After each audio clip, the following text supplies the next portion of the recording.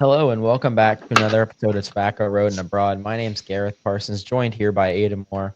We got a lot to talk about this week when it pertains to college basketball, some soccer news, some big news in soccer. Obviously, like you've seen, MLS has started. Charlotte FC, who Aiden and I pull for, has started their campaign last week. May even touch on that. But first, we're going to get started with the most pressing matter, which is college basketball. A lot's going on. A lot of tournament talk, a lot of who's in, who's out. So we'll see kind of where things go. I mean, we've got Aiden and I've got some games we'd like to highlight, but we'll just kind of see where the conversation goes. Anything you want to start off with, Aiden? I want to start off with some breaking news today. Uh, I don't think this is going to be big news in the immediate way, but just with talk on campus and the way our season's starting to shape up right now, I believe this is a good hire. UNC has hired Jim Tanner as our first basketball GM. Jim Tanner has been a longtime agent in the NBA, has been able to. I think he's a good numbers guy, really understands like the numbers of basketball when it comes to clients. Uh, just I just think it's a good addition in a new like this ever changing environment of college landscape. This college landscape has been like ever changing, and I feel like UNC has been doing a really good job at adapting to it. They're really kind of buying into NIL, and I think with this hire, we're going to see more uh, like good signings when it comes to young talent, and I think this is just a good future move for UNC. I'm very excited to see how GMs are going to work at the college level, but overall, I just think some important news that is kind of worth bringing up. Just kind of going off that to actual games, UNC has been able to pull together like a 4 game win streak, winning at Florida State, which was a very good win last night. I got to enjoy. It was my birthday. Watched it with family at home, and I was very happy with this game. RJ Davis, I don't know what was up, but like man was starting to hit the threes again, and that was like something I was really happy to see. There was like times where he was pulling up at like NBA range, absolutely draining them. UNC also able to get a lot of rebounds, which has been like kind of the death of them as of late, but able to really dominate the paint and get those offensive rebounds, which has been a real big point of contention for me. Getting 35 rebounds overall, they absolutely were able to get the shots that were missed by Florida State. And when they missed shots, they were able to spread the ball out, and RJ Davis made them pay. Um, just looking at like our past couple games, UNC has like kind of got started like clicking when it comes to offense. And I'm really optimistic when it comes to like this next line of games. Really solid game against Virginia, solid turnout against State, as I mentioned before. And with this win at FSU, I'm optimistic with the rest of our schedule. We got Miami, Virginia Tech, and Duke. Obviously, I'm a little bit sketched out by Duke, and but very winnable games for our next 2 games, and I'm just excited to see where everything's going to turn out. And I'm optimistic now that UNC actually might make the tournament. So we'll see. Joe Lenardi has them as the first team out right now, but I think things can change very easily. We never know how conference play is going to go, what conference tournament play is going to go. But right now, I think UNC is looking good, and that has been something that I haven't been able to say for a vast majority of the season. But right now, sitting at 18-11, uh, if we play our cards right, we could probably edge out a 20-win season. We'll see, but very optimistic. But that's all I have to say right now. Gareth, you got anything on the state front? State end. A lot of the state fans are dissatisfied with how Kevin Keats has been doing lately. A lot of them are calling for him to be fired now. Granted, I don't think that's going to happen. Chancellor Woodson is allegedly stepping down. Um, so he's been the chancellor at NC State for the last 14 years. And if I'm him, I'm completely on board with him. Like, if he's retiring at the end of this year, I wouldn't expect the poor guy to, he's been responsible for essentially everything the last 4 years: athletics, student life, the university as a whole, research, academics. If you're coming to the end of your 14-year career at a big university where you're responsible for 37,000 students on a given year, I wouldn't expect you to try and find a new coach just because the fans are upset. Ultimately, that's got to fall to Boo Corrigan, but honestly, I don't think he's going to act on it. I'm kind of torn.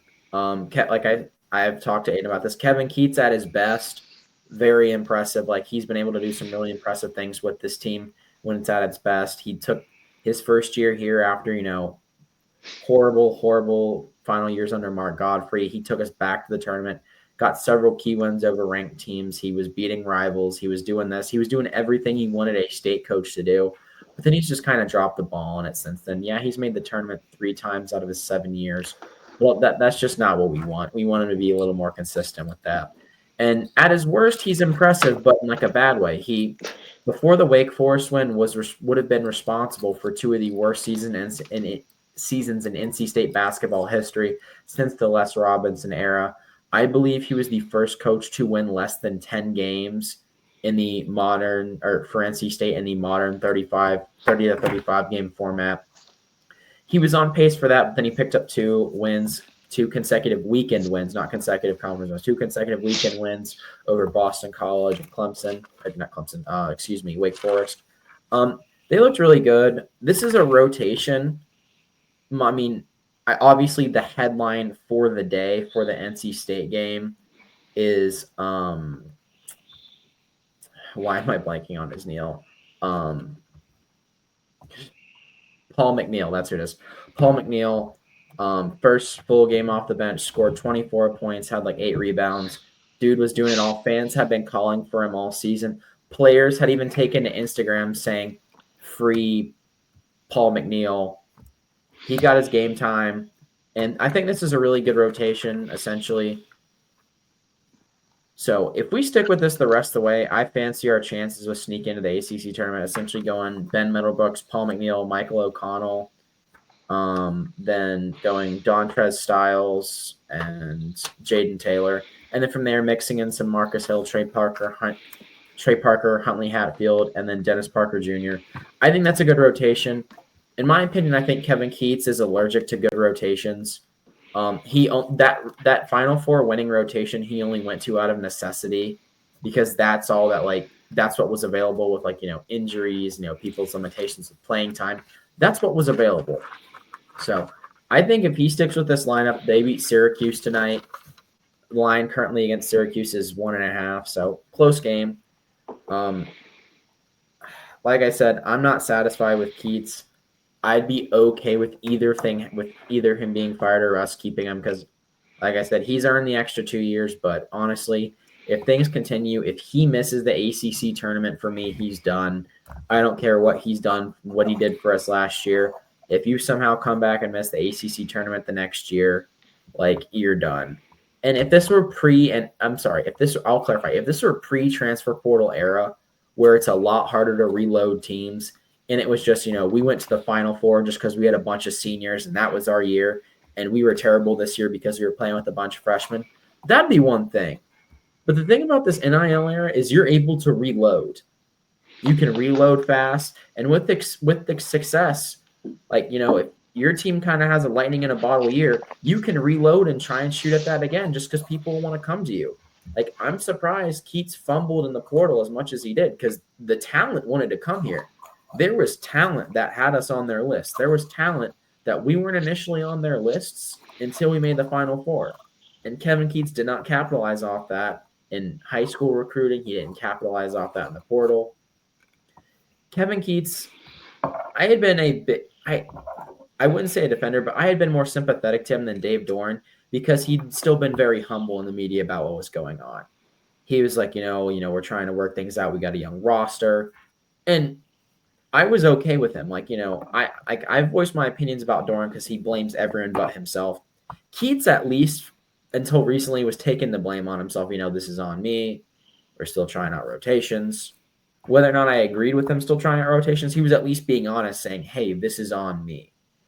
Now he's like blaming the fans and NIL. And I'm like, we're just kind of at a stage. This just feels like it's the end.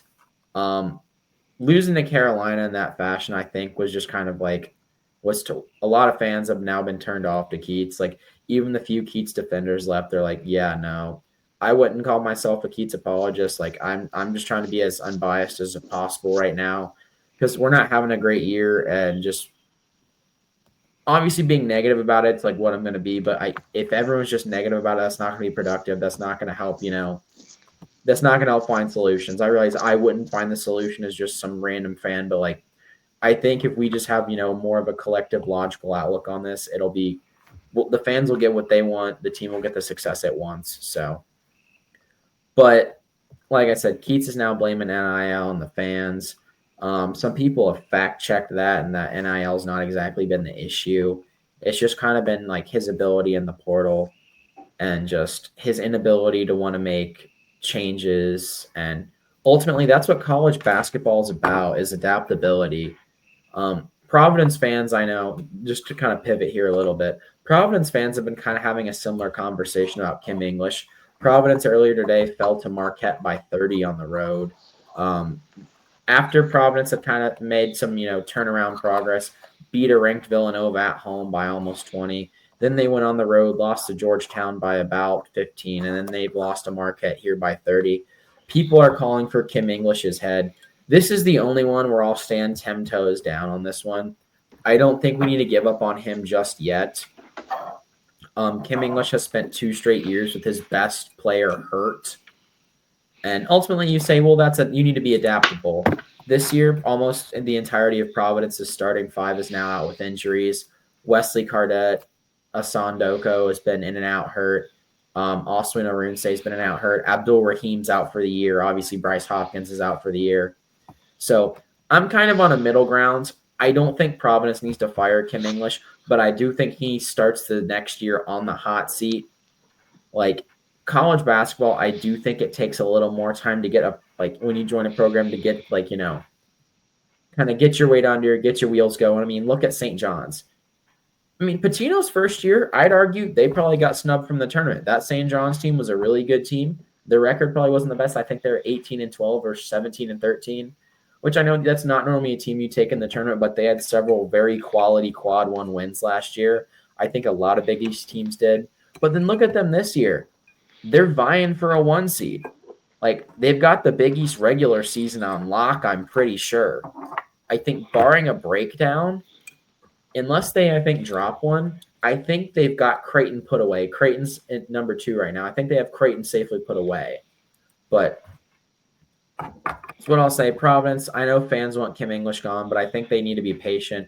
Obviously, yes, if we're in this scenario this year where we miss the tournament for a 3rd year in a row, I think he needs to be gone. But I think Kim English, he's a young coach. He's still figuring it out. This is his first Power 5 job. And the team hasn't looked bad. There's been sparks of improvement, and analysts have been saying this Providence team could be dangerous next year because they're facing adversity. They're staying in games with teams. They beat a Villanova team who everyone's been all over, and like, oh, bro, they're just a victim of their record.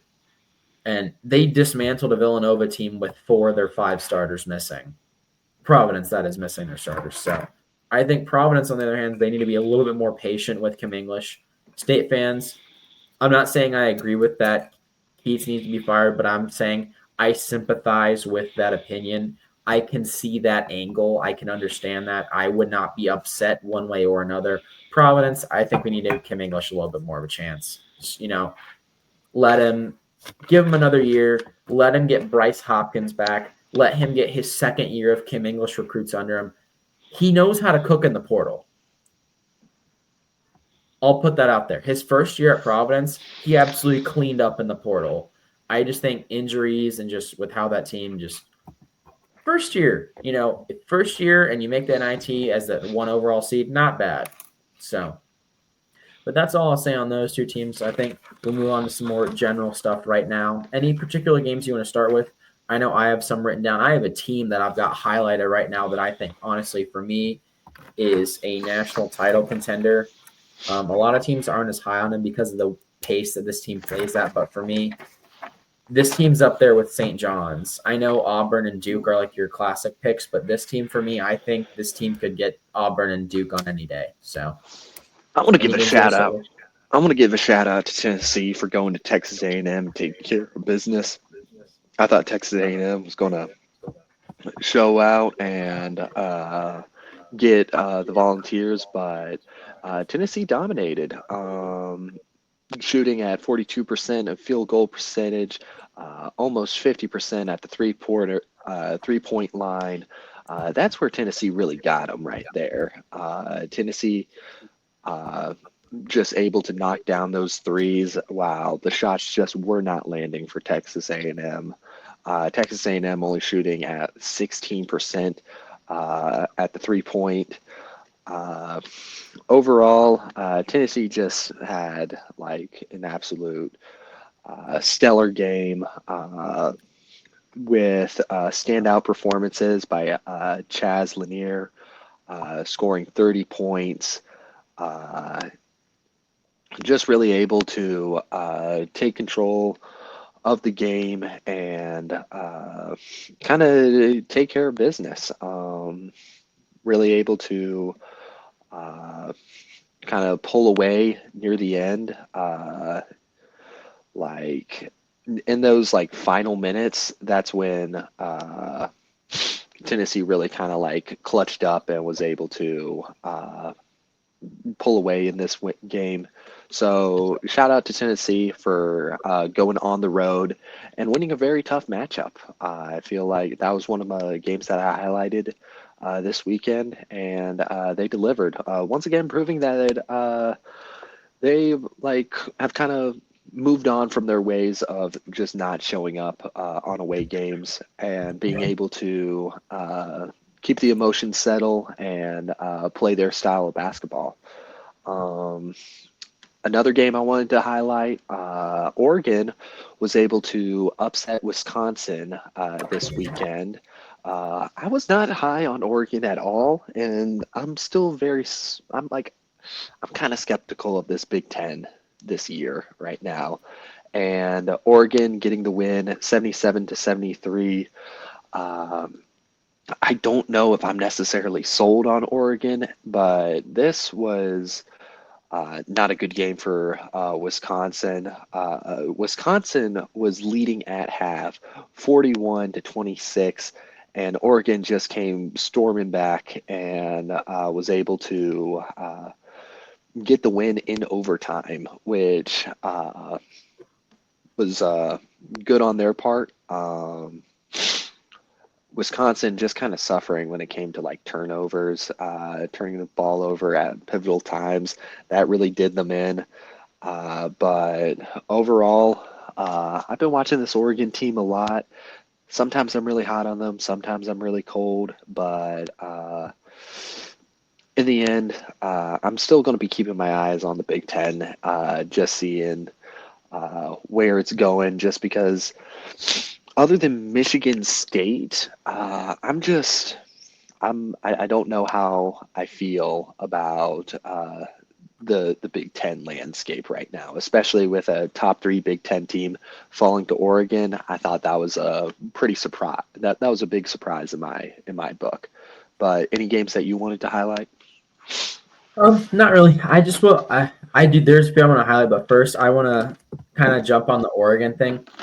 Oregon's kind of a tricky situation in my opinion. They don't really pass the eye test. They don't look good when they play.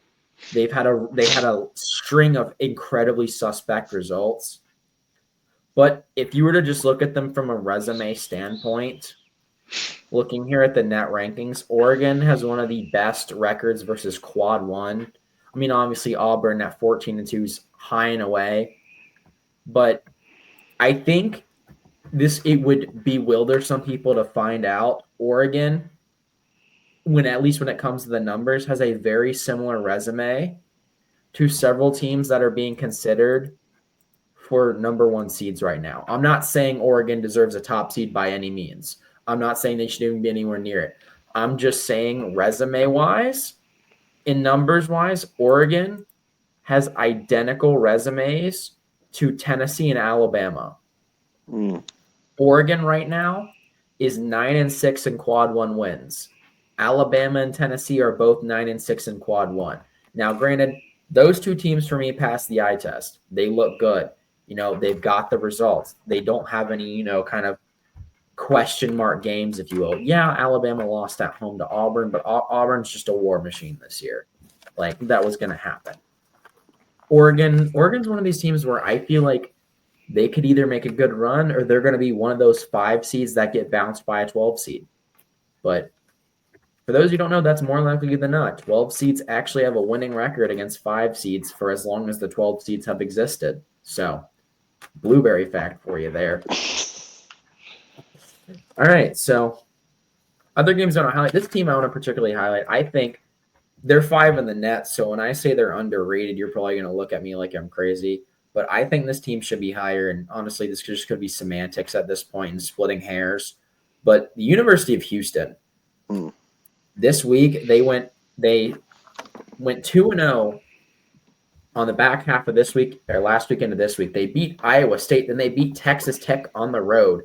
Texas Tech earlier this season was able to upset Houston at home by 1, but the number 5 Cougars went on the road, beat number 10 Texas Tech at their place by 8, even with Patrick and Brittany in attendance. There's no Patrick Mahomes and Brittany Mahomes were courtside. Houston was able to pull away. People always have a lot of question marks around Houston because of their pace of play. And a lot of analytics have come out with these higher seeds that have a slower pace of play. These lower seeds, as the tournament starts, these high seeds with slow pace of play are likely to get upset because they don't get very many possessions. And if they have an off day shooting, that's disaster, particularly if they're against these, mid-major to low-major teams whose offense relies on really good three-point shooting. That could spell kind of disaster. If they were to come up against, say, like a Santa Clara, who relies, I know we talked about earlier in the season, they rely on getting easy buckets, but where that kind of offense differs from, the Rick Pitino St. John's, which it derives from, is Herb doesn't mind them taking threes as long as they're in rhythm and wide open. That's what really differs from St. John's to Santa Clara. I just want to make that distinction because earlier this season we made the claim that Santa Clara plays that kind of almost old school Big East style, and they do, but they take the open shots when they're there. So, like I said, this Houston team, I know the metrics don't point towards, this is a team that to be put on, like the metrics point toward this is a team to be put on upset alert. I don't think so. This team's clinical, it's surgical. They know how to handle playing at a slow pace. This isn't a Tony Bennett Virginia team that's going to get upset by good 3-point shooting from just like, essentially a high school offense. No slight to UMBC, but they essentially ran a high school offense. So other games I'd like to highlight, Bama getting a win over Kentucky. Solid win for them. Nice bounce back from the Auburn game. So that's good. Moving on to the ACC, Clemson gets a dominant win over SMU. SMU's kind of had a lot of struggles at home this year. While being ranked highly in the net, they don't have any quad one wins, which is something that's surprising, and I'm a little skeptical on because the net. When we hear about when this time of year, the net rankings, Ken Palm, Gordon Palm. But there's inconsistencies everywhere with this. SMU is 41st in the net, which usually means they're leaning towards being in. I know all the experts have them out, but with the net, if you are looking for an at-large bid, you usually want to be top 40. Sometimes top 60, but if you're top 60, you really need to clean up in your conference tournament.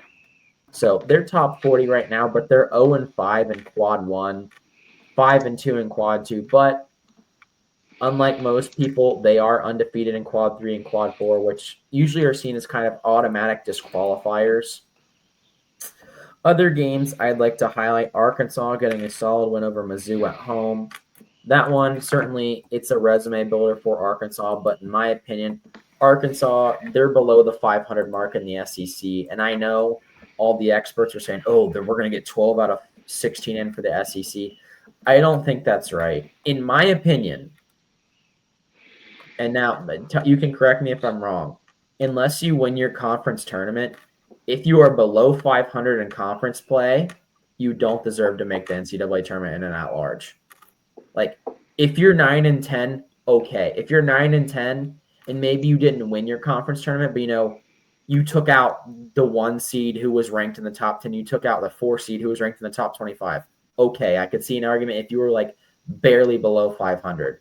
But if you're like 2, 3, and 4 games away from 500 in your conference, and you're still being talked about for an at-large bid, that's a joke. I'm sorry.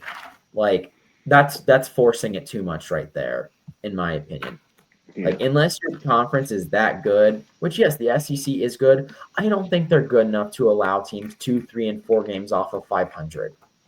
That's just propaganda at that point. And yes, Arkansas has been good this season. They've had some really close losses. They've had some really, really close losses to some really solid teams. Here, I'm looking back at it now.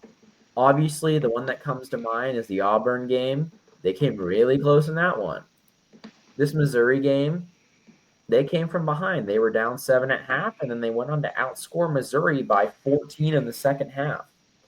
For Missouri, obviously, Mark Mitchell had a great game. Tony Perkins as well. But that wasn't enough for them. For Arkansas, obviously, Zvonimir Izevich, 20 points. The biggest problem with Arkansas is when Izevich doesn't get hot, they don't win. But this game, everyone was firing on all cylinders for him. Janelle Davis, Dejon Wagner Jr., even Carter Knox was getting involved. I mean, while he doesn't light up the stat sheet, Billy Richmond obviously grabbing 10 rebounds. That's a stat that's going to go underappreciated. He only had 4 points, but that's 10 rebounds he's grabbing. That's second chance points that Mizzou couldn't get. Finally, one more game that I'd like to highlight is the BYU Cougars over the Arizona Wildcats on the road, 96-95. The story of that game for me is just turnovers, if I'm being completely honest. Turnovers. It was, let me pull it up here real quick. But that game was an interesting one. I saw bits and pieces of it. I know there was a controversial no call at the end. If I'm being honest, from the last 5 minutes I watched, from how it had been called, honestly, it was all right. Other headlines around the game, Arizona, the university had to apologize because they were making derogatory chants about the Mormons. Oddly enough, this isn't the first time this has happened this season. I don't know if you're aware, but the president and athletic director of Providence had to make a similar apology back in December after Providence beat BYU by 14. And the student section was heard chanting, "Fuck the Mormons." Apparently, they didn't like that very much. But, I'm just saying, if Dan Hurley and Sean Miller can make these comments about Catholic schools, saying similar things and get away with it in the media, like in a press conference, I'm sorry. Like, I don't think it's right in either case. I'm just saying call it fairly. I'm not saying they should be, but obviously, students, they had to send out an email about that. I got the email because my student email is still active, and I'm like, Chief, I wasn't at the game. Relax. Steve, calm down. Steve, I wasn't there. It wasn't me. Steve, it wasn't him. But no, more on this game. It was a back and forth affair. I mean, at one point, Arizona thought they had it wrapped up, but unfortunately, they did not. Arizona was down at the half by 3, but towards the end there, Arizona had like a 3-point lead. But then, obviously, BYU came storming back from that. I mean, they not really a 3-point lead, but like storming back. But looking here, just Aiden will be happy to know that Caleb Love, while he did score 27, it wasn't enough. I know. I'm not sure how UNC fans still feel about him. We still got love for But him. We still got love for Caleb Love, especially when he plays Duke. yeah, my favorite memory of him in the tournament last year was when he tried to do a floater from the 3-point line and it didn't even land in the lane. But no. Looking at Never this, change. both teams shot about evenly. Normally, when BYU wins and gets these big marquee wins, they're shooting like obscenely well from beyond 3-point. They did shoot 45%, which is well above the national average. National average is around 33 for college basketball, but Arizona shot that as well. So that's like you'd think that shooting 45% they'd win, but also Arizona shot 45%. But for me, in my opinion, I think it was the turnovers. Arizona had 14 turnovers. However, BYU were able to limit their turnovers. They had less than 10. And it was just, in my opinion, BYU played the cleaner game. They were able to force the more turnovers.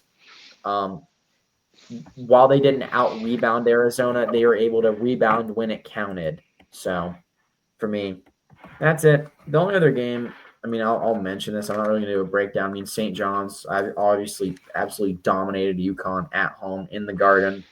UConn's slip continues further. I wanted to ask you a question here about a certain team before we proceed. There's a game that this team just lost. This is a team that you and I have talked about that could be a fun, frisky team when March comes around. Uh-oh. They're currently sitting in the net at 34. This is the team.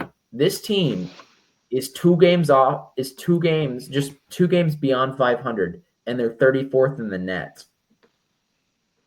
This team's probably confusing a lot of people. I've never seen a team ranked this high with this bad of a record and this bad of a loss. This team lost 70-49 this past weekend to a team that's below 500, has a losing record. I'll read you their resume, and I want you to tell me if you're letting them in. They're 15-3. They're 3-6 on the road, 2-1 at a neutral site. Against Quad One, they're 5-9. And remember, with Quad One, it's not necessarily your record against Quad One, it's just how many wins you have. So they're 5-9, so they've got 5 Quad One wins, a lot more Quad One wins than most teams that are being talked about making the tournament. However, they're 3-4 versus Quad Two, and then they've cleaned up against Quad 3 and Quad 4, so no automatic disqualifiers. And they're sitting at 34th in the net, which just means they're like the 34th strongest team. Are you letting them in? I think I know who you're talking about. Yeah, probably. But they're 15-3. What is the Ohio State University? Exactly. Yes, I got it. I don't know. I mean, 15-3 is crazy. But listen, you see, the thing is with Ohio State, they have some great wins, but they have some horrific losses. If I'm looking at the rest of their schedule, they got at USC versus Nebraska and Indiana. So what, they're 15-13 right now. Their best case scenario is being an 18-win team right now, and that's if they don't mess it up. I'm gonna have to see some, right now, given my very late progress report, before final exams come in, sometimes a professor needs to bring in the student and say, hey, you got to clutch it up. It's not looking good. So Listen, is the final I know. exam the conference tournament? Yes. Listen, man, I'm not saying you need to get the A. I'm saying I need to see some consistency. That's all I'm saying. That's all I need to see. I need to see consistency. String together 2, where are they? And so let's say they're like a first day by, maybe they start playing on the second day or third day. I need to see 2 to 3 wins out of conference play, out of a conference tournament for Ohio State for me to let them in. Just because, just how off and on they are. Losing to Oregon. Okay, let's concede Oregon's a good team. We can let that slide. Losing to Indiana, getting a win against Purdue, losing to Illinois, losing at Nebraska, like that Nebraska loss, not necessarily as good. Losing to Northwestern. Northwestern is like what, 6-11 in conference play. They're 15-13 as well. You're losing to your peers right now. You're over exceeding against the teams that should beat you, but you're not cleaning up business against the teams that you should be beating, and that's my problem with Ohio State. I, I'm I don't have them in the tournament right now, Yeah, if I'm going to be yeah. completely honest. For me, they're not in the tournament. For me, they're below my metric of they're 3 games below 500. For me, I want them to for me to let them in and not win the Big Ten tournament. You need to get to at least 9 and 10, and then for me, honestly, my two exceptions to this rule: if you're close enough to 500, like you're within a game, or if the amount of games you win in your conference tournament, unless it's like unless you weren't gonna unless you're out, this is going to be hard to explain. Unless you're out, unless you win the conference tournament, say like if you're able to clutch up with a few like wins and still like kind of make an argument for yourself, if the amount of wins in your conference tournament would get you to around 500, I'll let it slide. So Yeah, Ohio State is well within that parameter. I think for them, for them to be in, I think they need to pick up at least 2 wins of their remaining 3 games. I think ideally they need to win all 3. But yeah, I want to I see them think win they out. could. I'm sorry if you lose to Nebraska again, and like if you lose at USC, like if you lose if you lose these first 2 games, I'm gonna kind of Yeah, have you out. You need to win these next 2 games. Indiana, I'll let slide. yeah. Ideally, Kind you of need like to a, win a all. little bit similar to my position with UNC right now. I think UNC can make the tournament. I think they're a tournament caliber team. That might just be my biases speaking. UNC needs to close out Miami and Virginia Tech. Keep it close against Duke. I want them to beat Duke. I hope they beat Duke. But you need to win these first 2 games first. We can't be thinking about Duke right now. And you can't be thinking about Indiana right now. You got to feed on the next game right now. And I need to see a good game against USC and ideally a good game against Nebraska. Yeah. There's another team I want before we get into future matchups. There's a team I want to ask you about. This team's also in the ACC. There's a lot of controversy about this. Um, there are people who Wake Forest. Yes. Let's look at Wake Forest. Let's look at their resume. This is another one that people are back and forth on because there are some people that say after getting throttled by State, you're out. You got it was close at halftime, but then State just went BTA in the second half. Wake is currently 64th in the net. I honestly think that's a little bit of disrespect right there, 64th in the net, in my opinion. I think they're better than I that. think UNC's higher in the net. UNC is indeed. Where are they? North UNC Carolina's at 44. 45. Oh, Oh, wait, rank. Previous was 45. oh, Today yeah, they're at UNC's 44. at 44. I think that's a little bit of disrespect. Not in terms of the UNC thing, but I think overall having Wake Forest at 64, that's a little bit of disrespect. Yes, they did just get throttled by State, and honestly, they're only lucky to drop 1 spot after that. I'm gonna be honest, you lost. Yeah, yes, it's a road conference game, so those are hard ones, but you got throttled by a team that's not very good. It can be good, and yes, they put out a lineup that has worked, and it's a lineup that took Duke to the brink, but you got to clean up. Wake Forest, you're 19-8. You're 2-6 versus quad one. And I know this year they're saying they're going to look at quad one records, but honestly, what they just work to look at is quad one wins. Like they'll take a team that's 9-10 in quad one wins in quad one versus a team that's 5-5. Like just because they've got 4 more quad one wins. They're currently 2-6 in quad one. Quad two, Wake Forest is 5-1. Quad three, they're 5-1 as well, or 6-1 as well, then 6-0 against quad 4. So there's no glaring issues with a quad 4. Quad 3, that kind of gets into the realm of auto disqualifier for certain people. But what's your take on Wake Forest? Because I know we're Tobacco Road and abroad. We've talked about UNC. What does Wake Forest need to do to make the tournament? Wake Forest, in my opinion, first off, win against Duke. There are some unacceptable losses. You can't lose against UVA. You can't lose against Notre Dame. You can't lose against Georgia Tech. You can lose against Duke. If you do all that, I think you could lose first round, like first game of the tournament. If you lose one of these 3 games, I'm going to need to see a tournament run.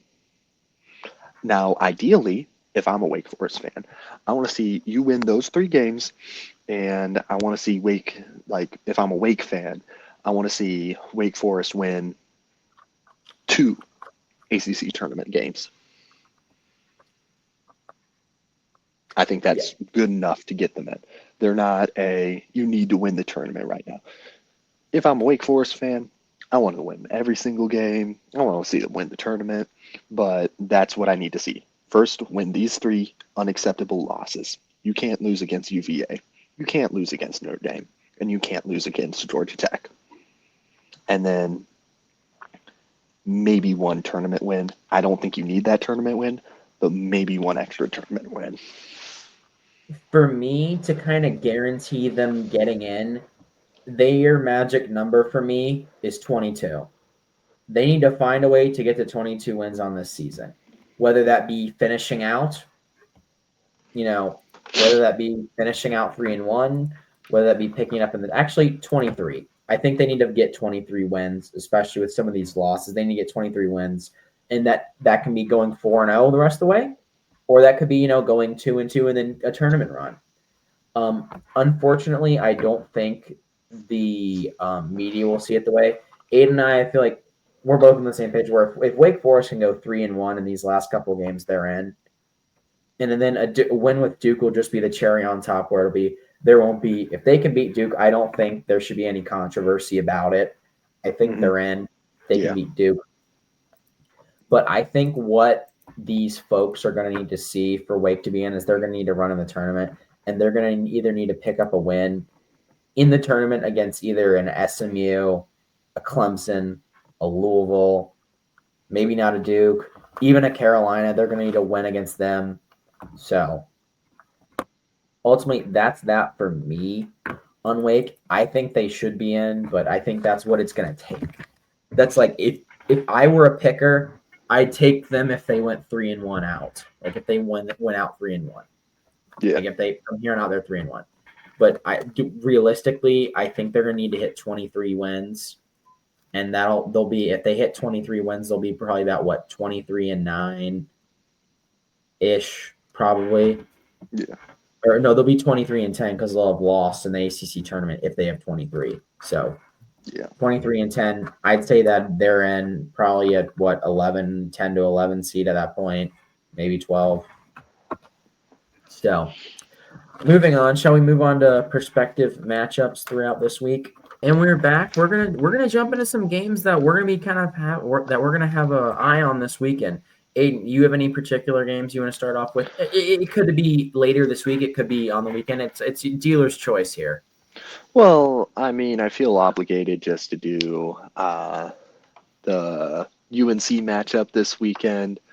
We got UNC versus Miami. I mean, honestly, not too much to talk about in this game, but I just hope UNC doesn't fumble the bag. Just because on paper, UNC looks like the much better team on this. I'm expecting a big game from RJ Davis. Once again,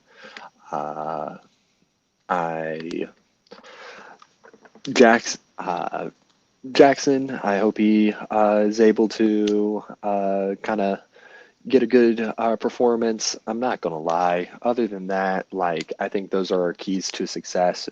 Dominating in rebounds. Once again, like we did against FSU, I think UNC should be good. I don't want to jinx it, but UNC don't blow it. That's all I'm saying. Certainly, I think, yeah, I mean, I do think someone at some point's going to stumble, but I don't think it'll be UNC tomorrow. I think they're too hot right now, but we shall see. Um, Obviously, I'll start with NC State tomorrow. NC State against Syracuse. Winners in the driver's seat of their destiny when it comes to the ACC tournament. And then if that happens as well, that'll cement them in for the ACC SEC challenge for next year. Keys for me are just play the game. Like, just play the game, play smart. Like, the games where we've played smart, we always haven't necessarily won, but every single game we've played smart, it's been at least a one possession game. Like, if you just play smart and we play to our ability, Keats, you need to keep the lineup the same. You need to keep it up with Middlebrooks, McNeil, Michael O'Connell, Styles, Jaden Taylor, rotate in with some Hill, Trey Parker, Huntley Hatfield, Dennis Parker Jr. Supplement here and there. So definitely some Breon Pass, but just keep it a fresh rotation. Keep those guys fresh. Take it to Syracuse. Honestly, you could come out tomorrow with a win at the Carrier Dome. Syracuse not looking great this season, so would be great if they could pull off the win. One other game I'd like to highlight that is today. It's at 6:30. I'll be getting off of work. Actually, there's two games I want to highlight tonight. Right as I get off of work. First of all, Michigan State, Maryland. Michigan State, kind of, they started off the year how we see Oregon now. It was kind of like, well, when they first started Big Ten play, it was like, oh, well, they beat up on people. But then, oh, whoop, here comes the Big Ten. But then since then, they've course corrected. Outside of a home loss to Indiana, they've been pretty good. They've beat their rival, who is ranked higher than them, on the road by double digits. They have had a road loss to UCLA, but road conference games you're going to lose.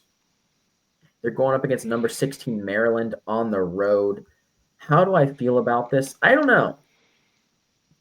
Maryland's been kind of a crapshoot lately. They lost to Ohio State by 3.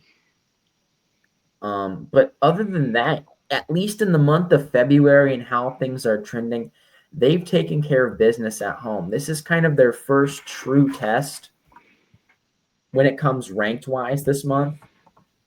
They've been pretty good on the road outside of that, but they really haven't been on the road in the month of February. They've been on the road twice, and they're 1-1. Honestly, I'm going to give this one to Maryland. I know you don't normally think of them as a basketball superpower, but I've got Maryland here. They've just looked really good this year. They've got quality wins. They've kind of taken care of business. Obviously, their big guy, their main man is freshman, standing at 6'10", Derek Queen. He's their center. He scores a lot of their points. He's averaging about 15 points a game. Then obviously Julian Reese, their forward, leads the team in assists. He's going to be a big key. Help him not only being a senior, just kind of that leader for the team. He's going to have to, that's rebounds, but he's still a key to that team. It's really going to start with him. What's going to get, Derek Queen going in these big moments, in these tough games, these bright lights.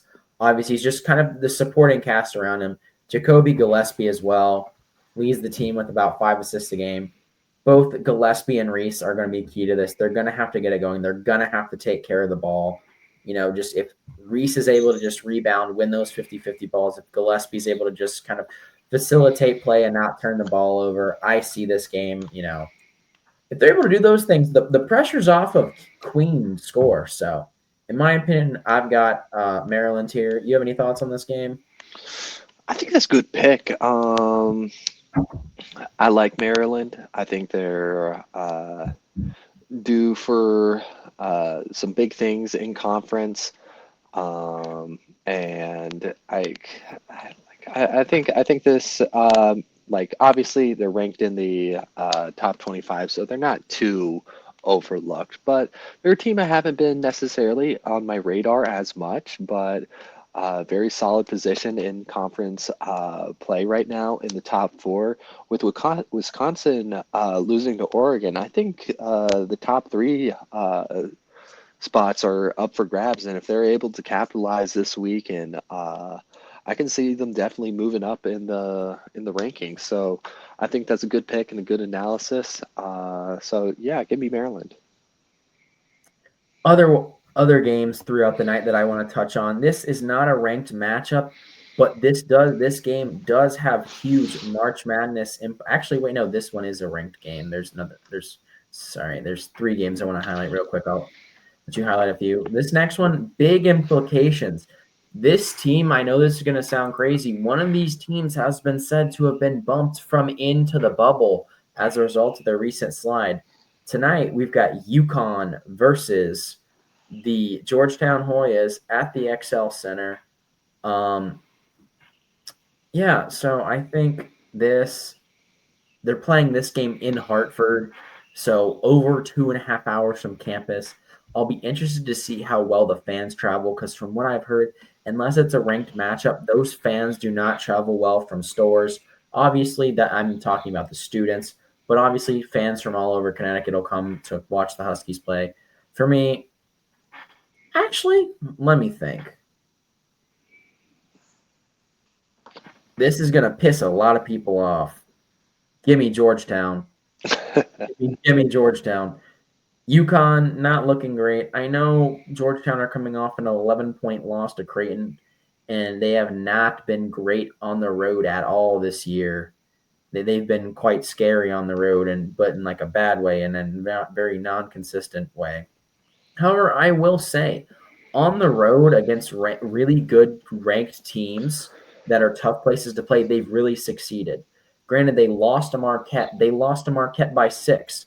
That's something that not a lot of teams do on the road at Marquette. They took St. John's on the road to the brink. You know, the team possibly looking at a 1 seed. They beat Villanova on the road. This team has shown that they are capable of showing up in big moments. If they are able to show up, if they're able to get Jaden Epps going, if they're able to just, not be one dimensional. Obviously, I said get Jaden Epps going, but if they're able to just not be so one dimensional and play through Jaden Epps, I think they have a good chance. Micah Peavy, obviously, another big name on that team. He leads the team in points right now. He shoots 46% from the field. Then obviously Thomas Sorber, he's going to have to get it going. He averages 9 rebounds a game, 5 defensive rebounds. Then obviously Malik Mack's going to be big key there.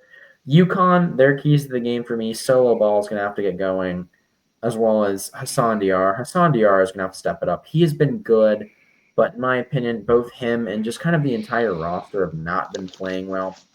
I mean, obviously the headliners for UConn as of late is Luke McNeely, the standout freshman. He's been absolutely amazing, but I think it's going to be a full team effort. This UConn team, in my opinion, morale's at an all-time low.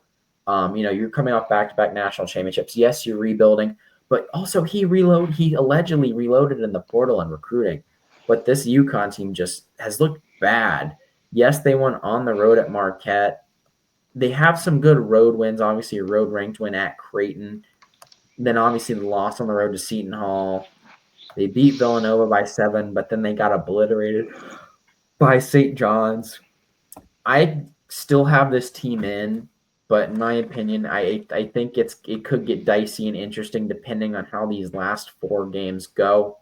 But for me, I've got Georgetown. Further going to place them on the bubble. Give me Georgetown in not a thriller, but give me Georgetown in a physical, possibly controversial game. What about how do you feel about this one? I don't know. I like your analysis, but I got to go with UConn on this one. I just haven't been sold on Georgetown. It's just their play as of late on the road that's really been getting me. I know they can perform in big time games, but I just don't see the fight in Georgetown right now. And UConn, like, I think you're overselling this slide that UConn has been on lately. Able to get a solid win against Villanova and at Creighton.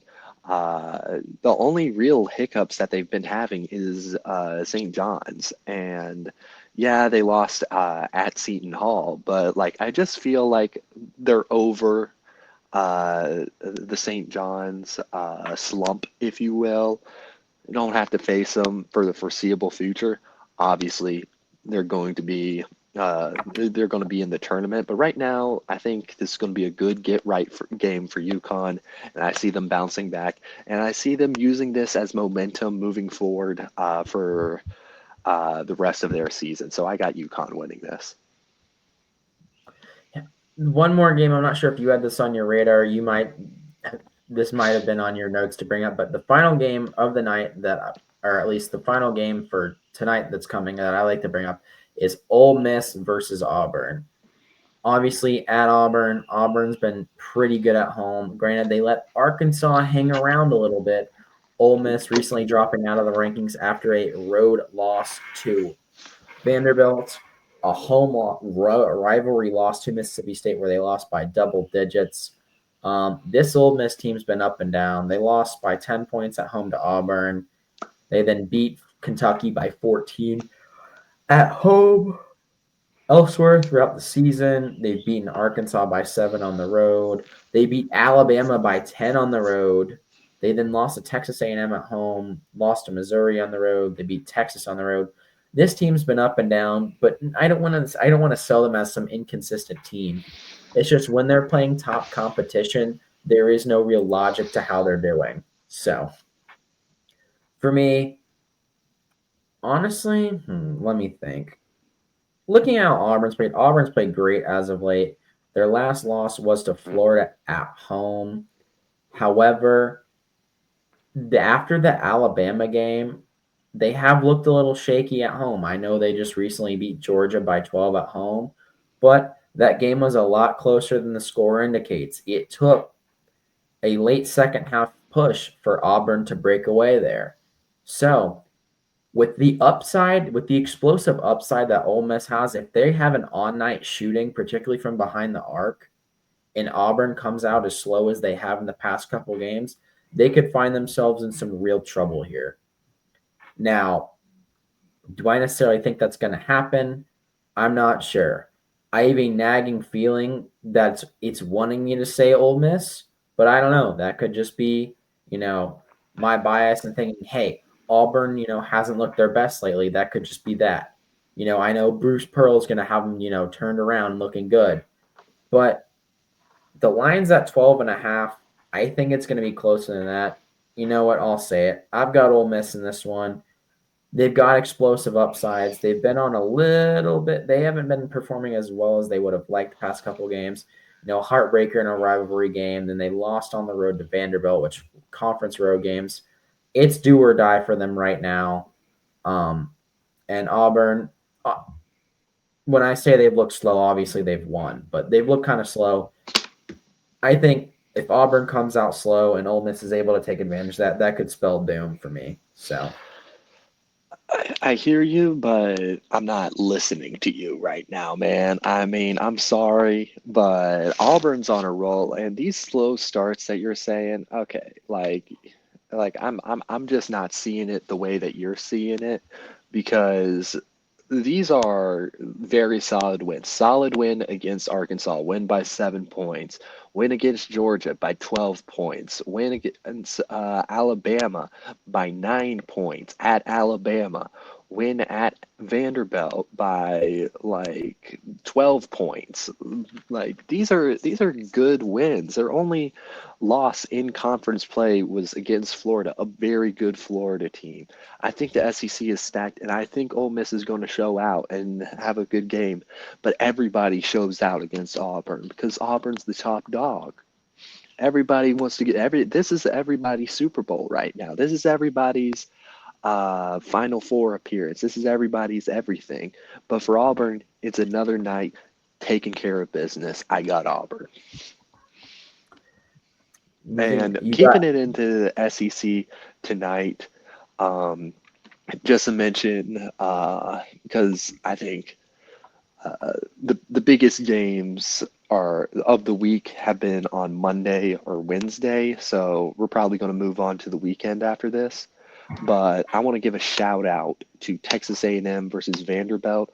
Texas A&M, you kind of have a little bit of a get right game right now, but this Vanderbilt team is good. I'm having this game on my watch list tonight just because I want to see how Texas A&M performs against Vanderbilt and how this Vanderbilt team is sneaky good, able to get a win against Ole Miss, as you mentioned, and able to string together like some decent wins here and there. I still got Texas A&M, but I'm just saying I think it's more likely that Vanderbilt beats Texas A&M than Ole Miss beats Auburn. That's fair. Moving on to this weekend, are there any? I mean, obviously, there's a lot on the slate this weekend. Obviously, for both of us, when it comes to games this weekend, and then just there's also some just really good matchups that we'd like to highlight as well. Would you like to start us off? Uh,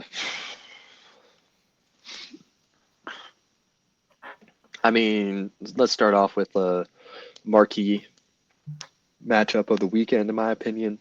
I mean, we've already talked about them, but Auburn versus Kentucky. This is going to be a tougher game for Auburn, in my opinion. It's at Kentucky, and I know you say Ole Miss has a lot to prove. I believe Kentucky has a lot to prove right now, and just in the fact that they know they're no longer the top dogs of the SEC. This is kind of going to be, in my opinion, uh, like the last like effort Kentucky can make as being a top dog in the SEC, like culture wise. This is a culture war, in my opinion, right now. We're going to be seeing the battling of the more new up and coming Auburn. Not that Auburn's like up and coming this year, they've been on the rise. Anybody who's been paying attention to basketball knows this. But for the longest time, it's only been Kentucky. And now it looks like the guard is changing to just being Auburn on top and everybody else. Not that everybody else is bad; it's the SEC. But I think this is going to be an interesting game. I can't go against Kentucky though. Like I don't know. I just have a gut feeling about Kentucky on this one, and I'm going to be going Kentucky this weekend at home.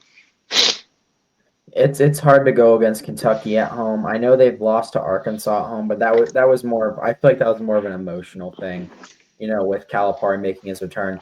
Kentucky's made quick work of Tennessee at home. They've taken care of business against Vanderbilt. They've kind of held guard at home. So there's nothing I can really fault them for at home, outside of the Alabama loss. But that Alabama team is crazy. I think I'm gonna agree with you here. I think Kentucky gets them, in my opinion. Keeping it in the SEC, though, we got Alabama versus Tennessee, number 5 versus number 6, 4 o'clock on ESPN. This is also going to be a great game to watch, in my opinion. Uh, if hang on, let me pull this up here. Um, if it's at Tennessee, um, my thing is I don't know how I'm feeling about Alabama. Like like, well, I know how I feel about both these teams, both really good teams. I feel like Tennessee has just proven more to me, so that's why I'm going to be going with them. They're able to get the tough wins on the road and at home, and Alabama has just like they won against Kentucky. I'll give them that. That's a very great win. But a loss against Missouri and a loss against Auburn just kind of make it like with the SEC, it's a battle of inches when it comes to these teams. And I gotta go with I just think Tennessee has that slight edge over Alabama, so that's why I gotta go with them. I got Tennessee. They take care of business at home, and that's really all you can ask for in conference play. In a conference that's this tight and highly contested, you got to take care of business at home. So I've got Tennessee as well. Let me look. Texas Any A&M other? versus Florida in the SEC. Give me Florida. I think Texas A&M's good, and I think they're going to pull out the win against Vanderbilt. But once again, game of inches. Like this isn't football. Like I know this is SEC, but like I'm using football terms as in a game of inches. But I just think Florida's just marginally better. They got just. I think they're more dominant when it comes to shooting. Shots just tend to land better with them, and overall, just a team with more experience, in my opinion. You know, Texas A&M is new to like being on this like high of a level when it comes to college basketball in Florida. They've just been here before. Uh, when it comes to the SEC, it's a battle of culture for me. And the teams with more culture and a more winning culture tend to win it. I'm not saying Texas A&M has a losing culture. I'm just saying Florida's winning culture is that good. That's why I got to give it to them. Yeah, I agree. Just Florida's been too good lately, so that's just. I think they're going to bounce back from their recent loss to Georgia. So, and they already looked miles better in the second half of that game, despite being down big. They fought, they came back. So, I got Florida.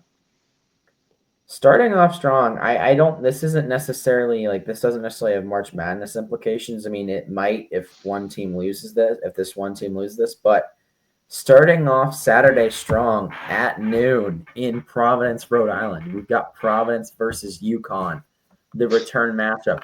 Earlier this season, Providence gave UConn a scare on the road. At times, this Friars team was up by at most 12. UConn was able to pull out the victory 87-84 in Gamble, which is a place that Providence has really struggled to win. But based on how Providence has been playing at home lately against really solid ranked teams and tournament teams, I've got Providence in this one.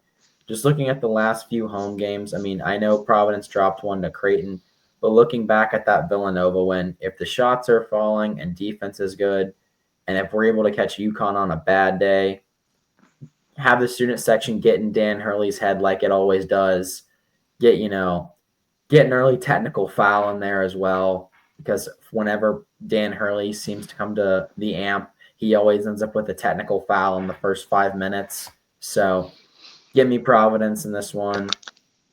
I know the season's not great. Providence is at 12-16, but I think if the fans can bring the energy and the players can play into it, I think the Friars are able to pull it off. If they were able to almost pull it off at UConn, I think the Friars have got it here. So give me Providence in that one. I Elsewhere, disagree, but you disagree? I disagree. I'm sorry. I mean, I just think, like, I think UConn's primed to just get right. I mean, I looking at the rest of their schedule. I feel like it's like Georgetown, Providence, I think are winnable games for them, and I think their next real challenge is going to be Marquette, but I don't know. I could be end up eating my words, so we'll see. Elsewhere in the Big East, this game's got massive tournament implications. The team that's favored to win, or excuse me, the team that's favored to win this, or at least in my mind, that's favored to win this, is already a tournament team. They've been in and out of the top 25 rankings, but we've got a game at 4:30 between the Creighton Blue Jays and the Xavier Musketeers. The Xavier Musketeers is a team where they came into the season highly ranked. They cleaned up in the portal. Everyone thought they were going to be really good. But then they really struggled to start off the season. The Sean Miller team did not look convincing. But then, as we've gotten down the stretch, they've been able to string together some wins. I mean, obviously, they lost to their in-city rival, Cincinnati. And they had, brutal loss on the road to UConn, heartbreaking loss at home to Marquette. But then things kind of turned around for them New Year's Eve. They picked up a good win against Seton Hall. From there, they did lose a heartbreaker to Georgetown. They almost beat St. John's, but then they got right. They beat DePaul. They beat Villanova. They beat Marquette on the road. They took St. John's to overtime on the road. They beat UConn at home. They did lose at Creighton, but by single digits. Then from there, they cleaned up against Georgetown, beat Providence by 9. They beat DePaul by almost 20, beat Butler by 13, cleaned up against Seton Hall. And then here, they've settled on Creighton. Both these teams right now are seen as in for the tournament, but as far as as far as Saturday goes, I've got Creighton. Creighton's been on a roll.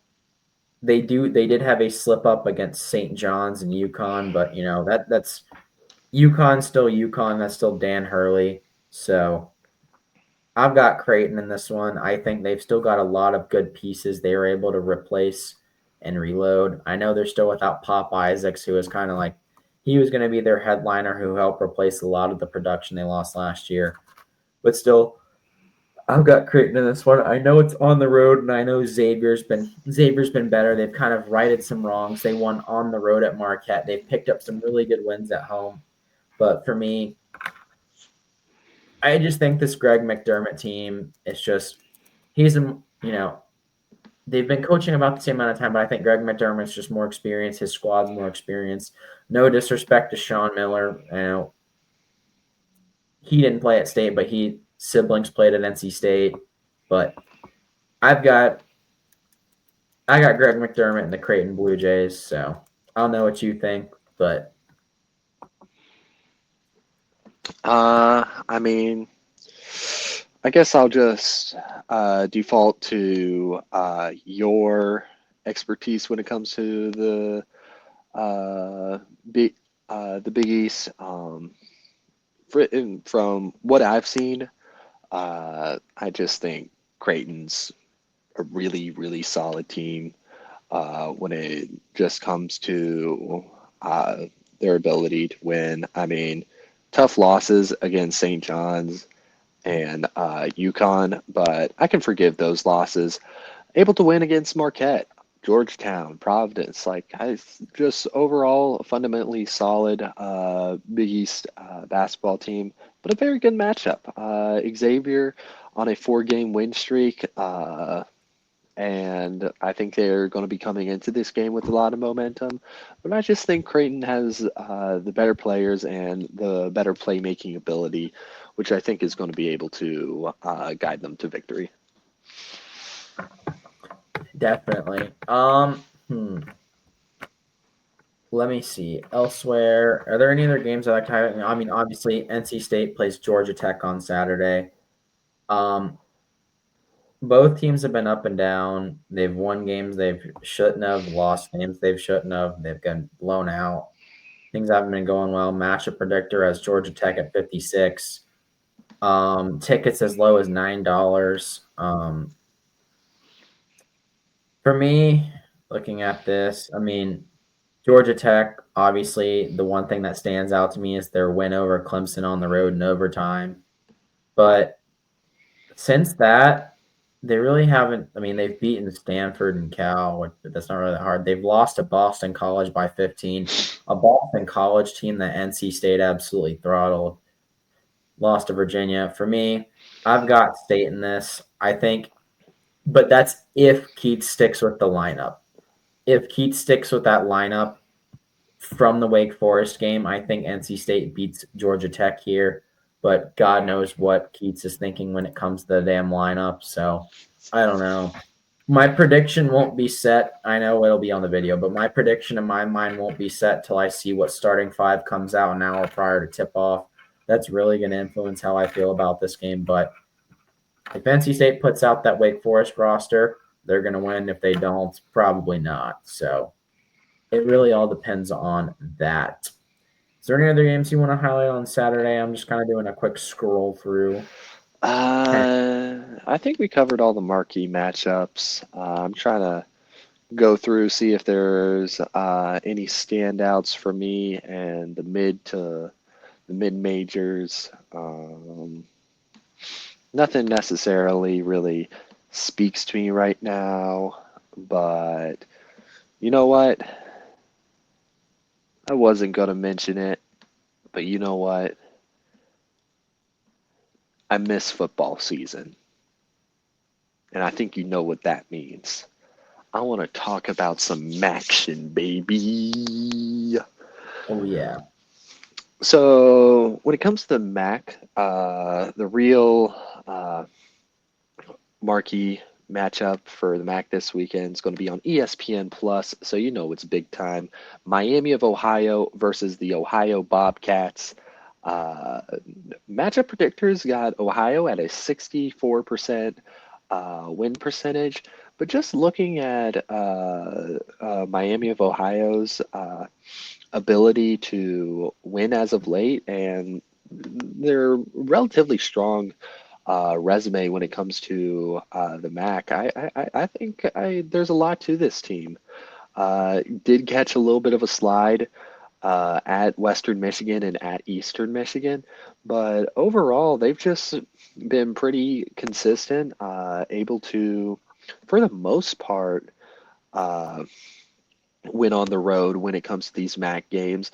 Able to win at Ball State, at NIU, at Kent State, lost at Akron, and win at Central Michigan. This is going to be an away matchup, so that's where I believe the matchup predictor is getting its analysis. It sees that uh, Miami is away, so I think that's where they're setting their odds at. But if Miami of Ohio is really able to uh, get it together, they do have uh, averaging more rebounds. If they're able to layer their shots and the shots slide together, I see Miami of Ohio winning this one. And uh, they're top two in the MAC right now, just a couple games behind Akron. I think they're on going to be starting to mount a little bit of a comeback to get back into first seed contention and potentially make a big run in the MAC conference tournament. Yeah. The MAC is as heartbreaking as it is. The maximums can be kind of forgettable, and it's. I'm glad someone else besides me at least remembers the MAC during basketball season, and they aren't just forgotten to absolute obscurity. One matchup that I forgot to mention that I'd like to touch on is I believe it is Iowa State versus Arizona. Um, for me, battle of two solid Big 12 teams, but in my mind, I know Iowa State recently just lost to Houston, but it's Houston. They're the most surgical team in the nation. They play slow, but they will wear you down. They will beat you. They'll beat you inside. They can beat you with perimeter shooting, but they never really get out of their depth. The teams never really get out and run on them. They've got really solid defense. They don't really give up very many runs. They don't go on very many runs either themselves. But for me, it's a home game for Iowa State. It's prime time. I've got Iowa State in this. I know Caleb Love can kind of get it done, and Arizona's also got some players. But for me, I think Curtis Jones and Joshua Jefferson are just going to be too much for him. That dynamic duo right there. They score a lot of points. They get a lot of the rebounds. The guards kind of do it all for that team for me. So I've got Iowa State in that matchup. So anything else you want to add? I think I'm good. All right. Moving on. Shall we move on to our big news for Yes. soccer? All right. So for the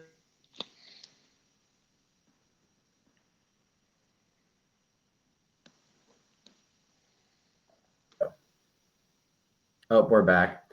Sorry, the Wi-Fi cut out. But now, obviously, Charlotte FC started out their campaign against the Seattle Sounders, 2-2 tie on the road. So drawing away at the Sounders, not a bad deal.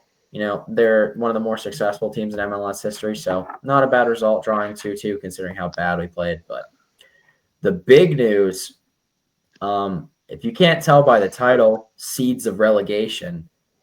Relegation may be coming to the United States, but not in the form you think. So, for those of you who have not seen it, in the United States, there's the MLS at the first tier, but in the second, third, and fourth tier are something called the USL leagues. There's the USL Championship, which is the second tier. USL League 1, which is the third tier, and USL League 2. The USL Championship is splitting. Essentially, the USL is going to form a top flight league to compete with the MLS and is teasing the idea of promotion and relegation. So, here are just kind of the parameters for the new league. It's going to be 12 to 14 teams. The stadiums are going to have a minimum capacity of 15,000, and at least 75% of the host cities are going to have a population of at least 1 million. Stadium capacity. I'm just checking something real quick. So, right now, as it stands, the current 6 teams being promoted to this USL, top flight league are as follows: is the Sacramento Republic, Louisville City, Phoenix Rising, and the Las Vegas Lights. Those are the only teams that currently fit those parameters, and those are the only teams that have currently accepted a bid for the 2027-2028 season.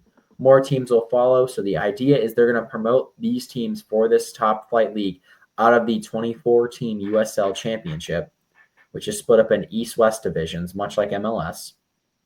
But they're also opening the idea to if there's any new teams that want to be created. So the team, much like other teams in North America, Central America, and South America, are going to play spring to fall, which is a big difference from the fall to spring schedule that, all of Europe is on, minus one country. All of Asia is on, all of Africa is on, all of Oceania is on. So now you may be saying, Garrett, the MLS is established. The MLS has been established since the 1990s. USL, NASL, whatever you want to call it. USL is the successor to NASL, the oldest league in America. But you're saying, Garrett, the MLS is established. How is this going to compete? So I've got some things for you on why I think this league can actually hack it. This league, I think, in my mind, could possibly take it to the MLS. Do I think they'll surpass it? No, but I think they'll be a good addition. And I think it'll draw a large crowd, not only because of relegation, but for those of you who haven't seen the news, the MLS is considering switching to align their calendar with Europe, just to make things cleaner with the transfer window as more MLS players are going back and forth between Europe and America. This is where I think the USL has a big opportunity. The MLS is already behind a paywall on Apple TV. A lot of the games are already on Apple TV Plus, so it's behind a double paywall. But now you're going to ask MLS, this is still a hypothetical, they haven't decided to go to this, but their teams are going to try to go to this so it much more aligns with international breaks and stuff like that and scheduling conflicts. But the MLS is now going to have to compete with, namely, the European leagues at this point if they do that, which is that's already be tough. Playing at the same time. I know they play at the same time right now. There's some overlap, but that's the beginning of the season versus the end of the season. But the prime of the season is going to overlap with the prime of the season. They're going to compete with the NFL. They're going to compete with college football. The height of their season, where all the drama, towards the end of the season, who's making the playoffs, is going to compete with March Madness, the NHL playoffs, not even the NHL playoffs, the height of the NHL, the NBA and the NBA playoffs. I don't think that's going to be a smart move. I know a lot of soccer players want to make that switch. But I think if MLS does that, if the MLS matches schedule with the rest of Europe, I think you're opening the door to giving the USL League a lot more success than it already would have. Because the USL is going to keep that normal American schedule. I don't know what their TV deals are going to be like. This idea is still in its infancy. However, the U.S. Soccer Federation has given its stamp of approval for the USL to create a competing league. So, I don't know. For me, if MLS makes this switch, you've opened the door for this competitor to not only exist but succeed. Now, like I said, I don't know what TV deals they're getting, but if they're able to get like, possibly ESPN3, even if it's, ESPN Plus, that's a lower barrier to entry than most MLS clubs right now. You've essentially like this could be a massive blunder. Now, MLS switching to the European calendar was a thing before this whole USL, top flight tier 1 soccer league. So the MLS may be reconsidering that, and I think they'd be wise to reconsider that if they don't want competition. But ultimately, in my mind, I think competition is going to be what's best. MLS currently is not set up for promotion relegation. They're very much structured like the rest of American professional sports. But the USL leagues aren't quite like that. They're not afraid to take the risk regardless. And I think that's good. USL teams, particularly at the bottom, start and fold just as quick as they came. But this is also on the heels of some massive restructuring within the league systems. For those who don't know, several teams from the MLS Next Pro, which is essentially the academy level of the MLS, some of them have been promoted and accepted bids into the USL League 2. Some of these teams include the Vermont Wintergreen team, another team within this. USL League 2's got many leagues. Vermont Wintergreen, the Boston Bolts, BlackRock, Albany, AC Connecticut, Western Mass, the Charlotte Eagles, Charlotte Independence 2, NCFC's U23, Winston-Salem, Tobacco Road FC. There's some teams in here that are considered farm teams for the MLS that have now left MLS Next Pro and have joined the USL ranks. So is this the start of the collapse of MLS's empire and monopoly? Maybe. Do I think so? No. But I think the winds are changing. I think if the MLS is a ship in the ocean right now, you've gone from having a favorable wind to you're starting to see warning signs. You're starting to see that red sky in the morning. So, red sky in the morning, sailors take warning. The winds are shifting in unfavorable directions. There's kind of maybe the storm's not here yet, but you're starting to see dark clouds kind of out over the horizon. If you're out on a boat in the summer, you can see the rain columns start to form. If you're MLS, that's you right now. I'm not saying these leagues can't coexist, but I'm saying if MLS wants to retain its, kind of notoriety as the top dog, there's warning signs right now. I don't know if you'd agree, and I know, our whole spiel on this is you're educating me on MMA. I'm kind of like, guiding you through soccer. But just from like kind of an outside perspective, would you say these are warning signs? And if you're the MLS here, there's definitely blood in the water.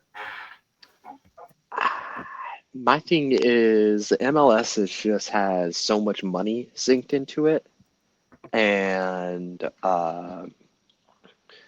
it's the brand that I know. Yes. And that's what it's really banking on right now. And you see, with this new like format, I do see it being kind of a better like situation, mainly in the fact that it's not competing with the viewership of uh, other international leagues, and also the fact that there's the possibility of a lower barrier to entry. I understand that the Apple deal is really great for MLS, has done like so much for money and stuff. I don't know a single person that has Apple TV. I have an Apple phone. Maybe I have Apple TV. I don't know. And I never cared to look. I know what ESPN Plus is. I know what Peacock is. And if this new league is able to get a somewhat decent TV rights deal, I'm going to start to say, okay, let's start taking notice.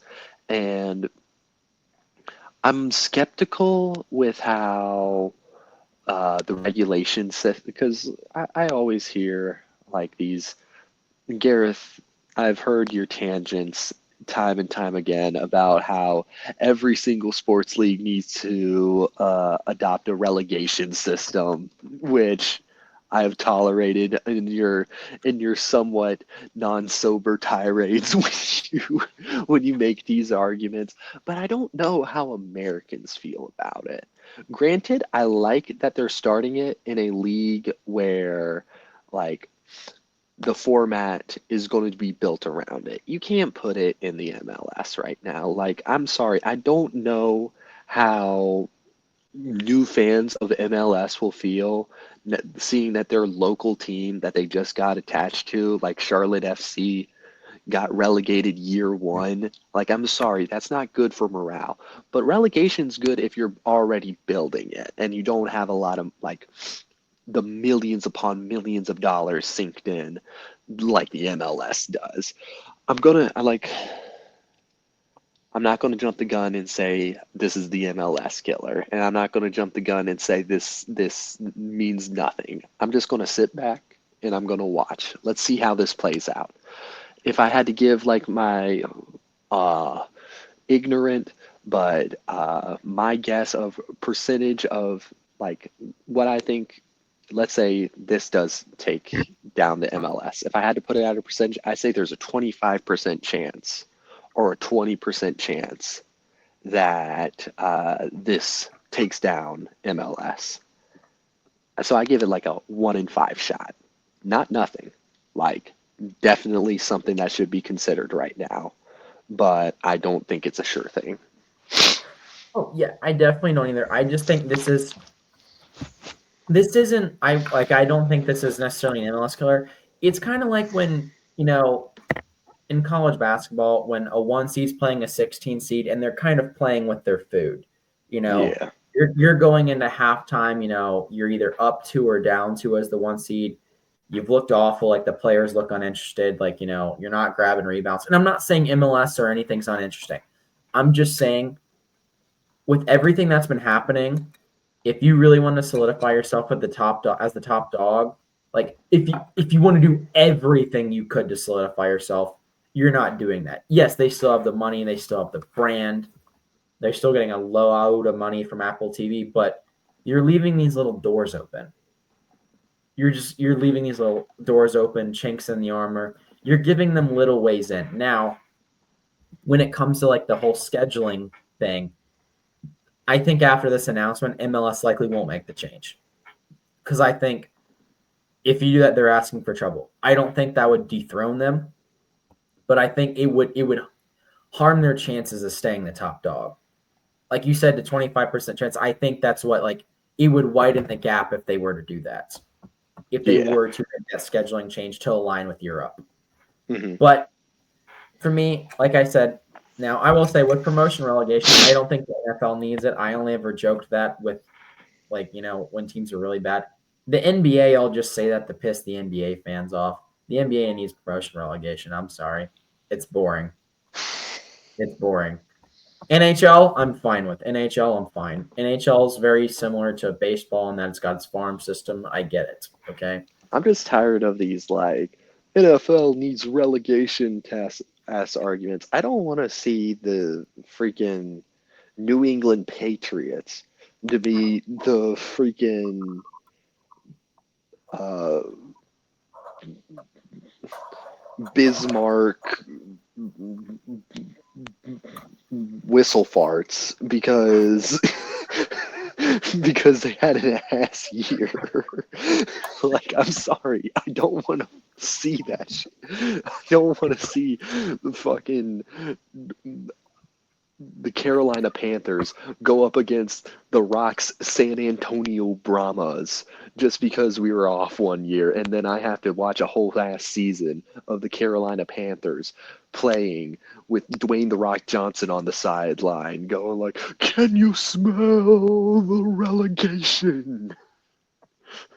I will say with the NFL, I have an interesting proposition for the NFL, and I guess this will kind of segue out of our soccer section.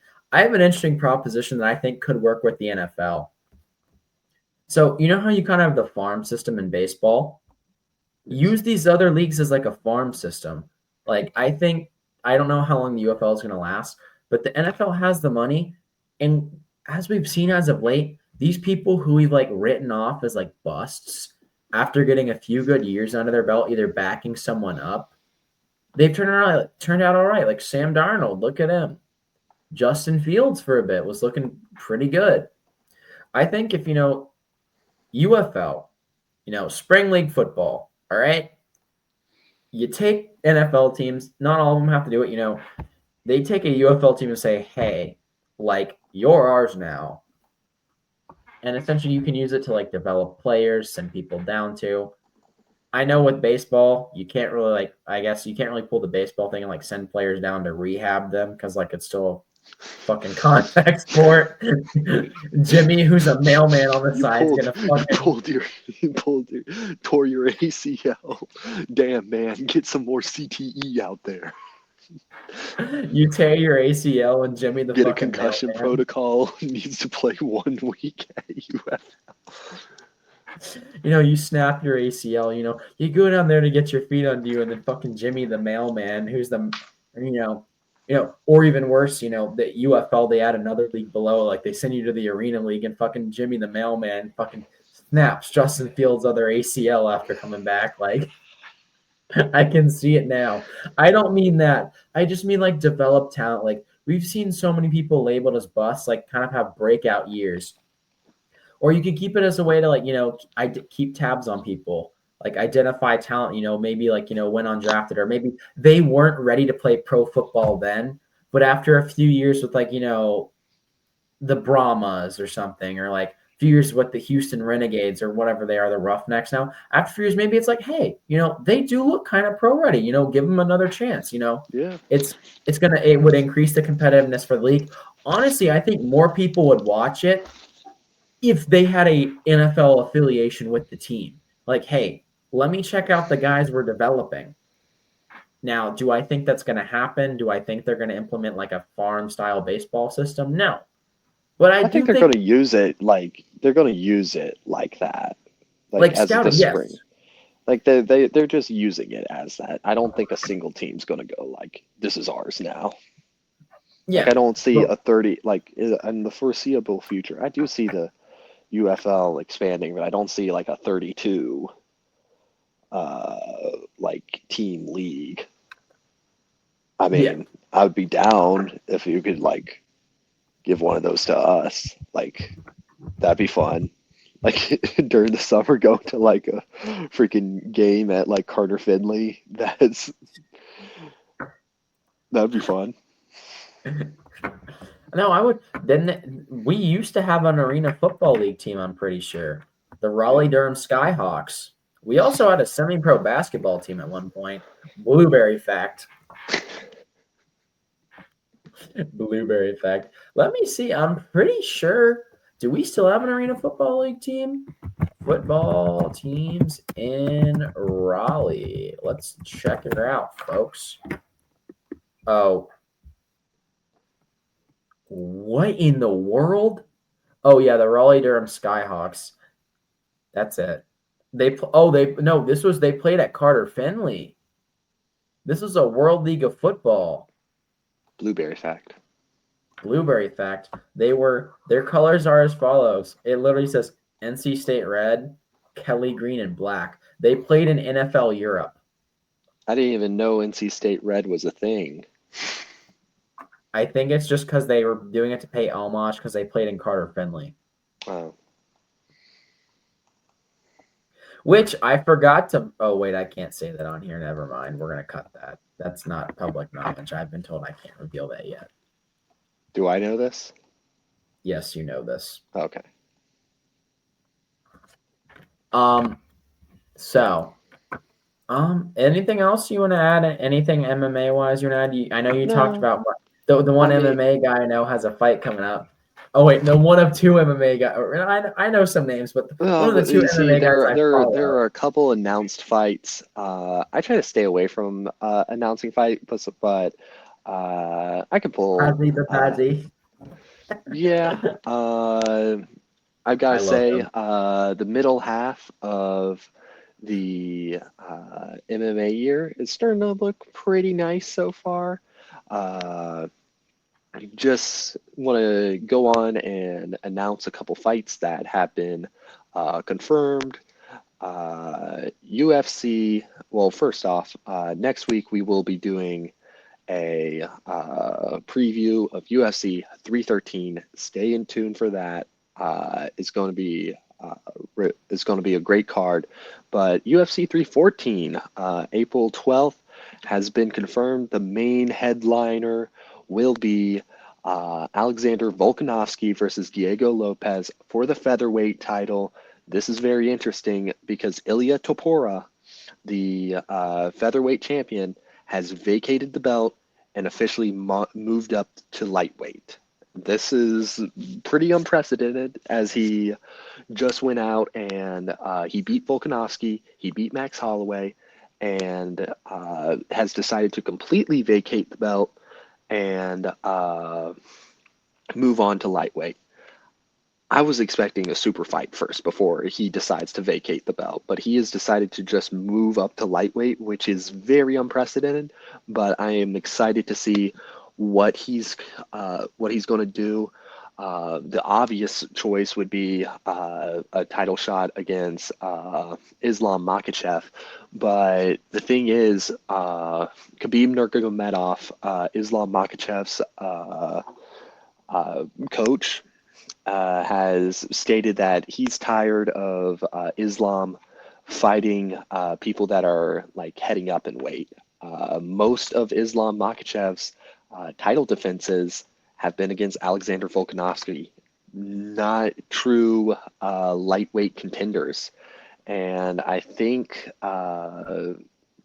Khabib and Islam are going to want to see Ilya Tapora actually fight at the lightweight before he gets the title shot at lightweight, which I think is very interesting. This could either go absolutely great for Ilya, or this could be the biggest backfire, like blunder mistakes he could have made because like, his title reign for featherweight was still very, very new, and there was a lot left to be done. But if he's confident fighting in lightweight, I'm very excited to see what will happen. But this leading up, the title, the fight for the belt is going to be Alexander Volkanovski, one of the featherweight goats, going up against the up and coming Diego Lopez. I'm really excited to see how this one will go. I'll give analysis in due time. But Volkanovski going into this fight, is he going to make another championship run? If he does, that's going to be great on his featherweight legacy. And Diego Lopez, is this the passing of a new guard? Could Diego Lopez be ushering in a new era for featherweight? These are going to be very interesting narratives going in, and I'm excited to see what will happen. But also, and I'm saying, future when we look back is going to be very interesting. How will this Ilya Topuria vacating belt? How will that affect the legacy of Volkanovski if Volkanovski does win this title? Because if that's going to create the narrative. Volkanovski or Diego Lopez, they were only able to be champion just because Ilya Tapora gave up that belt. It's going to be very interesting. But match number 3 of UFC 314 has also been confirmed. Michael Chandler is coming back, and Paddy Pimblett are coming to a lightweight fight. It's going to be very interesting. We are living in a time, if Paddy Pimblett wins against Michael Chandler, which early matchup predictors are giving Paddy Pimblett the favor. Paddy Pimblett is like a fight or two away. If he wins this, he's going to be like 2 or 1 fight away from getting a shot at the lightweight title, which is something I never thought I would ever say. Michael Chandler, always a very entertaining fighter, but sometimes just does not have the best fight IQ.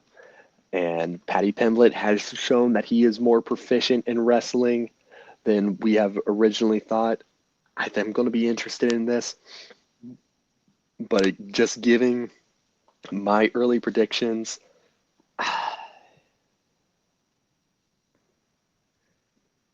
part of me thinks Michael Chandler is kind of washed, but I just it's hard for me to comprehend that Patty Pimblett might be uh, going up in lightweight and getting like a title fight soon. So, part of me feels like this might be a fraud check for Patty Pimblett, but another part of me thinks that Michael Chandler could just be completely falling off right now.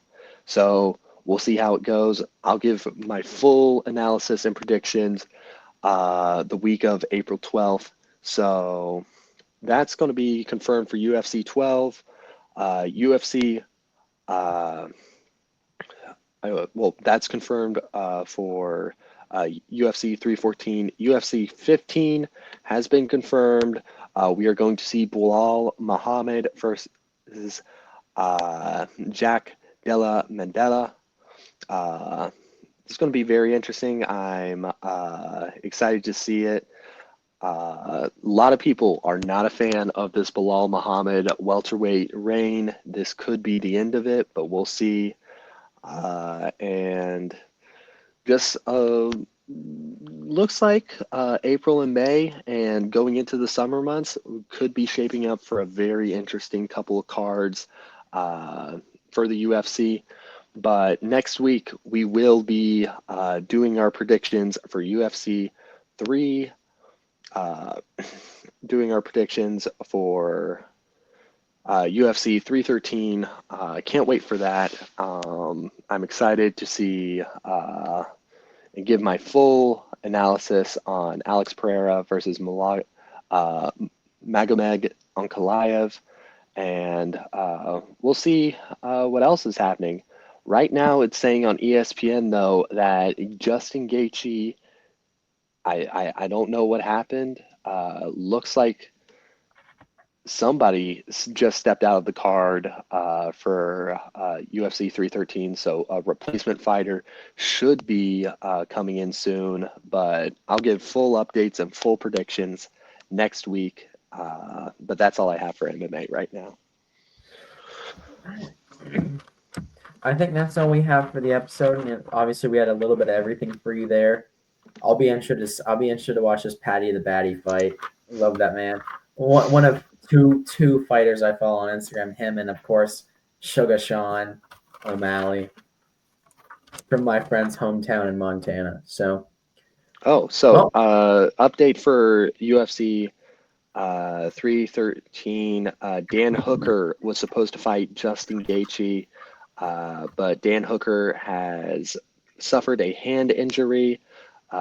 We are trying to find who Justin Gaethje will be facing in UFC 313.